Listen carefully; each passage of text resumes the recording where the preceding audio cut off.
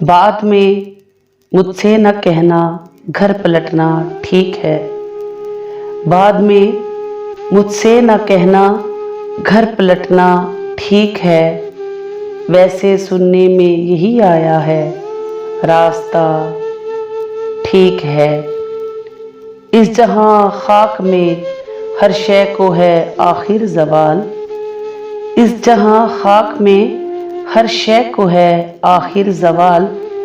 इसका मतलब सूख जाता है तो दरिया ठीक है। ज़हन तक तस्लीम कर लेता है उसकी बरतरी। ज़हन तक तस्लीम कर लेता है उसकी बरतरी। आँख तक तस्दीक कर देती है कि बंदा ठीक है। शाख से पत्ते गिरे बारिश रुके बादल छटे। शाख से पत्ते गिरे बारिश रुके बादल छटे। मैं ही तो सब कुछ गलत करता हूँ, अच्छा ठीक है। उसके आंसू कब्र तक पीछा न छोड़ेंगे मेरा।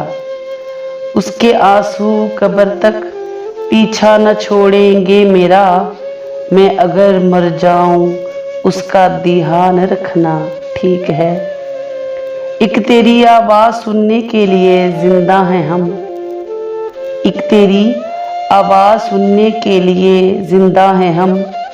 तू ही जब खामोश हो जाए तो फिर क्या ठीक है। बाद में मुझसे न कहना घर पलटना ठीक है। वैसे सुनने में यही आया है, रास्ता ठीक है।